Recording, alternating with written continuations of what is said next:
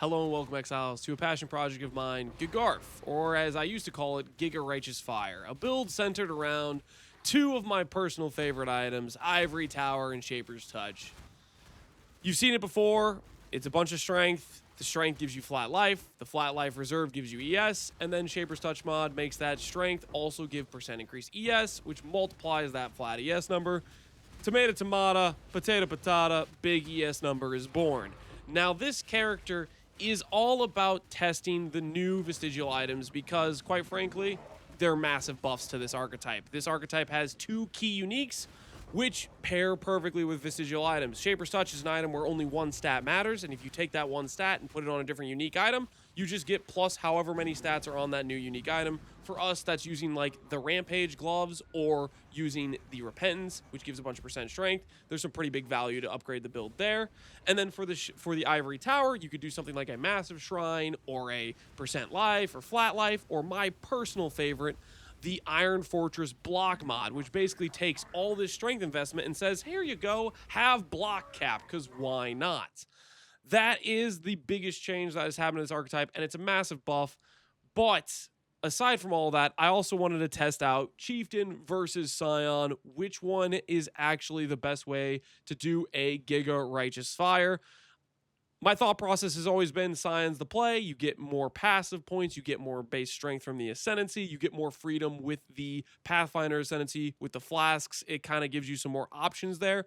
But I have to be a man of science and test both. So we built a Chieftain and sought out greater glory for how much energy shield could we get on this Ascendancy and how could it turn out. So with that all out of that preamble out of the way, let's go ahead and talk about the Chieftain specifically, and then I'll dive into the pros and cons of Chieftain versus Scion. So Chieftain specifically, solving how you deal with chaos damage is a very big thing that was previously a problem with Chieftain. Previously, you had to use Coruscant Elixir to solve bypass from chaos damage, which for Scion is fine because you just use the Pathfinder Ascendancy, but for Chieftain, you'd have to force in a Balbala Jewel, which means you don't have Lethal Pride, a very big strength scaling unique item, and that would be also forcing you to have less flasks because you have to give up flasks as well, which is a pretty big opportunity cost, and that wasn't great. And that was the big issue that was stopping me from doing Chieftain, is I thought it was too much cost. Now there is this shield, which says chaos damage taken does not bypass energy shield while not on low mana. This works perfectly with Ivory Tower builds because we click Blood Magic. Blood Magic makes your energy or your mana go 0/0. And if your mana is 0 out of 0, you are not on low mana. You're not on full mana. You don't count as either of those. So this condition where it says while not on low mana is permanently active, which means it essentially works like a Shavron's Wrappings, where chaos damage just never bypasses your energy shield. This is great for consistency. One of the weaknesses of like Coruscant Elixir is occasionally you'll run into a Torment mod that can literally just turn off your flask and you can instantly die. Very rare, not something you see too often, but this solves that one weakness. Now, aside from that one weakness being solved, can Chieftain still make it work? Well, for us, I went around getting the big AoE per strength mod on Mace, which is how we have such a huge AoE on our Righteous Fire. I also ran a dead link in terms of damage, Enhance, which gives us a bunch of base radius, so you can see the difference there. Like, we could do Conk Effect and have 40% more damage, but I mean, who wants to have a circle that small? You know what I'm saying? It's about the big circle, people. It's about the big circle.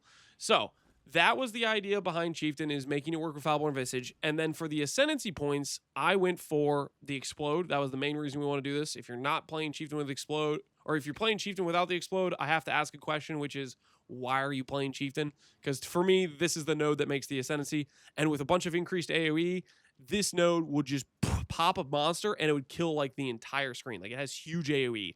And then on top of that, we have Scion Sun Roar, which means whenever we proc Enduring Cry, we get a bunch of regen. You'll see I'm at 12k regen, and then boom, 22k regen. So infinite power Enduring Cry, kind of good because it gives you a bunch of regen.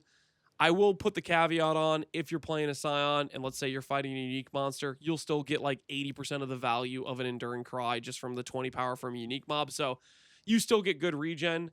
but it's just not as consistent. And also, this always procs us to max endurance charges, so it's a nice way to stay topped off on that. And if I was playing a bit more optimally with my character and less cheesing towards energy shield, there are some very good points grabbing endurance charges here and here, which realistically, if I was trying to build this character for maximum effectiveness, those are nodes you would grab, because those endurance charges are a lot more effective than, for example, grabbing more just life nodes for more ES. These will make you tankier and have more sustain than, for example, these nodes, which I'm greeting for a higher ES number. Now, speaking of greeting for a higher ES number, I want to emphasize very heavily, this character is not how I'd recommend building it if you care about dealing damage. For example, all of my rare jewels say max res, strength, percent life, percent ES. If you care about dealing damage, that flat strength number should say fire dot multi. My character only has 26 dot multi on the weapon and 22 dot multi on one ring. I was very, very greedy and not grabbing dot multi on my character. And this is a huge blunder. If you're playing a dot build, this is one of your key stats for scaling damage, and I was completely pretty much ignoring it. So take what I have here with a grain of salt. A lot of it is just literally making choices for the sake of making the ES number higher. When you make your ES go from 75 to 76,000 ES, what does that get you? That gets you like 1% more damage. If I go from if I lose that 1% more damage in ES and instead get 8 fire dot multi, I'm going to gain like 5% more damage. So just keep in mind, this is not the best way to scale damage. That's a little bit of a caveat preface I have to make sure you guys are aware of, because this is me just seeing how high we can get the ES number, as that was my main goal with this character. It wasn't really to push the damage as you should with a Gigarf character, which you can look at my guide videos I've made on Gigarf, which explain like a bit more effectively how to do that. Another key thing I want to point out here is this character's using Sublime Vision Period of Fire. This jewel is omega expensive, and it's also 100% not what I'd recommend to do, because I was forced into this. Well, not really. I forced myself into it. Basically, my greed for energy shield means I was using a ring from my previous build, which had minus 78 lightning res, which meant if I didn't go Purity of Fire Sublime Vision, well, I just wasn't going to be able to fix that res. I do not recommend doing this at all, because aura reservations are very powerful for this build. Malevolence is like 20% more damage. Discipline, you can help scale your ES. You can get regen ES Watcher's Eye mod. You can get dot multi with Malevolence Watcher's Eye mod. Things like Purity of Elements can solve all your ailments and help fix or balance out your resistances. Stuff like that should be worth considering. Flesh and Stone, huge DR, something to consider. With the Purity of Fire Sublime Vision, you do get the 90 all res, but with a Chieftain, and I think arguably even with a Scion, you could still push, let's say, 90 fire res, and then you could also go like, let's say you have Rockiatas plus the fire taken as Watcher's Eye, and it'd be a fairly efficient res mitigation thing without scaling the other max reses. Stuff like that could be worth looking into. So yeah, just want to put that preface on here. I was doing this because I was greeting ES, and I don't recommend it because it's not good for your damage at all.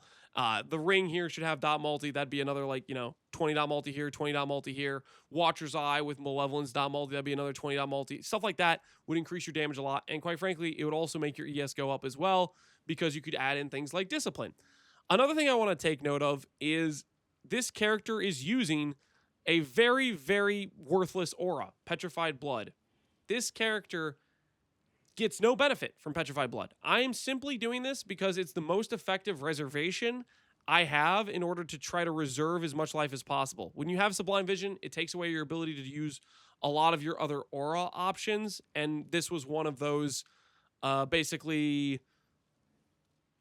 limitations of Sublime Vision, because you can't go and grab a Discipline, you can't go and grab a Malevolence, you can't use these higher effective, more powerful reservations. I was using some reservations that don't really help the character out just to reserve the life. So that's some stuff that's going on there with the character. So just want a preference. Don't use Sublime Vision Purity Fire. I do not recommend it. I was just greeting energy shield. Hopefully I'm getting that message across. All right. So yeah, that's talking a bit about the Chieftain. As I was greeting ES, that's just besides the point. Now, with that all being said, the character for the Chieftain if you're doing this in a mapping situation, can actually be quite a bit of fun with a Headhunter of all things, because a lot of rare monster mods give you like gain life as ES mods or some like really powerful ES scaling mods. You should notice from the clip I introduced the build with, I was using HH. I just did a couple breach maps just to showcase, hey, when you're running a breach map, all of a sudden your ES number goes above 100k. That's from rare monster mods. You get haste aura, you get soul eater, you get the stuff that starts making you zip around. It can be a really good mapper, but that would be in the context of using an HH. In the context of making the character just really fast and good at moving around in general, it comes down to the belt choice, so HH would be for a mapping situation, but for consistency, I would say something like Mage Blood is the way you want to go. I didn't go Mage Blood. Again, back to the whole point of I was greeting Energy Shield. This gives you a lot of Energy Shield. Mage Blood gives you back your speed. And quite frankly, keep in mind, when you already are getting up to like 50,000 ES, you have a good base damage number from that. Scaling more ES on top of that, it's making you more unkillable than you already were, so it's kind of a bit redundant. And then your damage is not very effectively being scaled because you already have such a high base number. Getting more on top of that is not making the damage go up, whereas dot multi and other things like that will help you out in terms of your damage scaling a lot more effectively. So yeah, just want to talk about some of that. Another thing I want to note here that I found quite interesting for the build and something I would like to maybe build upon in future if I'm doing Energy Shield builds is the AG, specifically the Mask of the Stitch Demon. This helmet got changed to be based on the player maximum energy shield, which is actually way more efficient for builds that aren't really trying to be minion builds, but rather just ES builds in general, which effectively means this helmet with my, 70,000 energy shield is giving over 100% regen per second.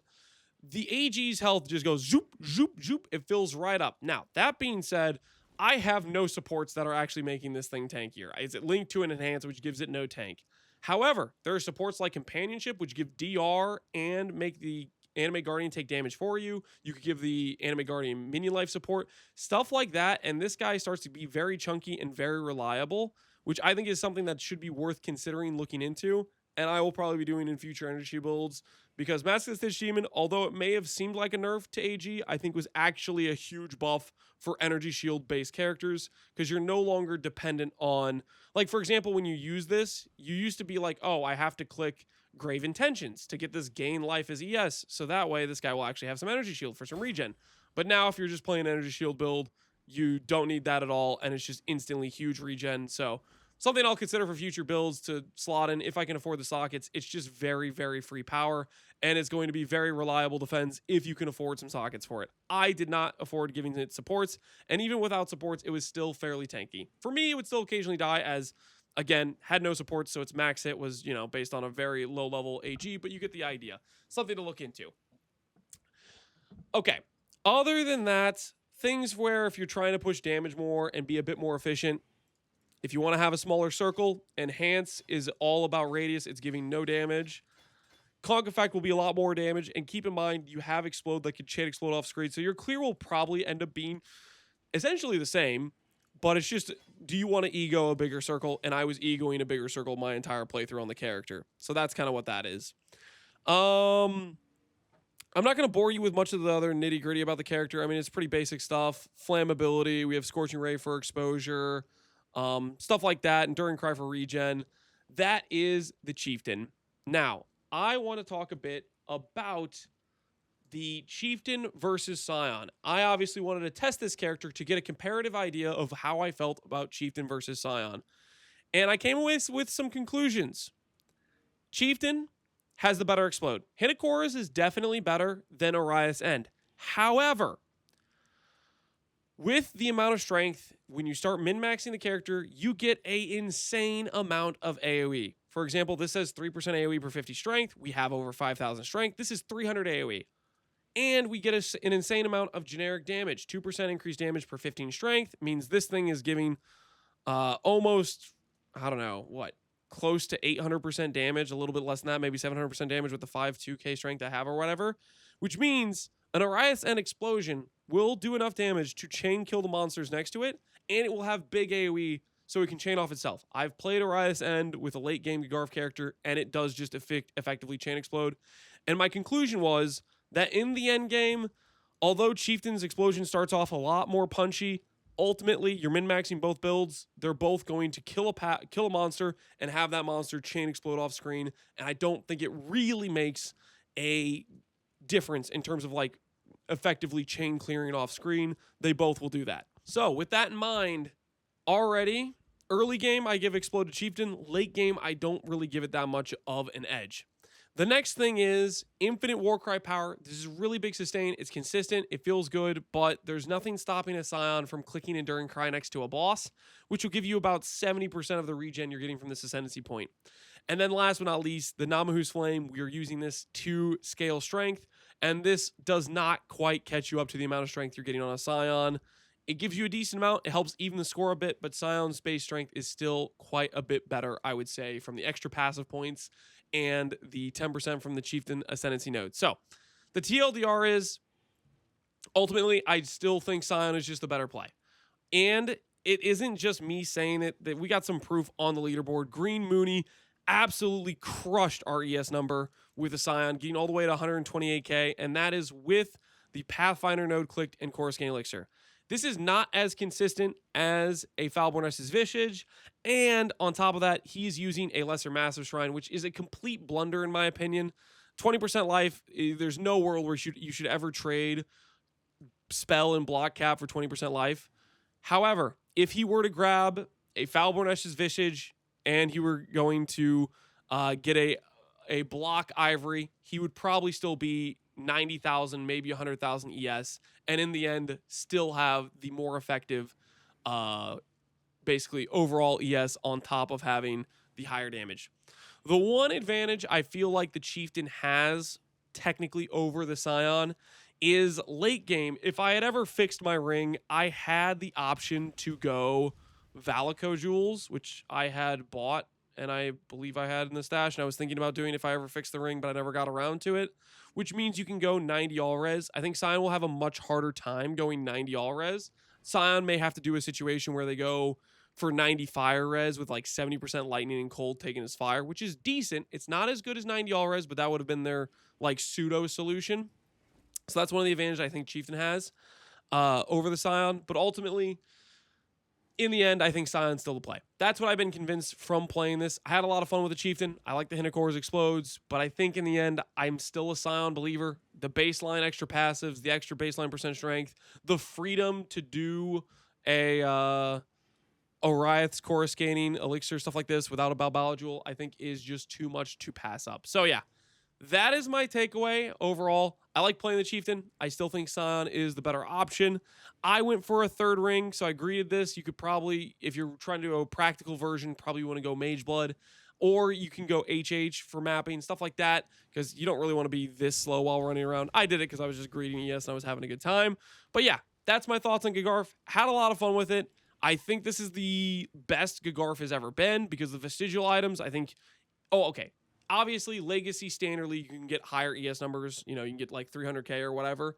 But in League, getting over 100,000 with block cap, it's real good in terms of where this archetype is at compared to what it's been in the past. As always, hopefully you guys enjoyed this video looking at Gigarf and appreciate the summary of the build. Next project's going to be a charge stacker. I want to revisit the Christmas tree idea with the new changes to corrupting on power charges and stuff, as well as I want to try to make a build around the new Hands of the High Temper gloves. We're going to try to craft a custom pair of gloves for that. So we'll see how that goes. That'll probably be my last big, min-maxy style project in League. And then after that, we'll probably do either a SSF reset or we'll do a private league. I haven't really decided, but we're going to be doing some more laid back projects after the charge stacker. That'll be our last expensive min-maxy project where we're just trying to test out something cool. And we'll move on to some more realistic things. We'll put it that way. As always, hopefully you guys enjoyed the video. Thanks for watching, Exiles. Take care and peace out. Have a good one.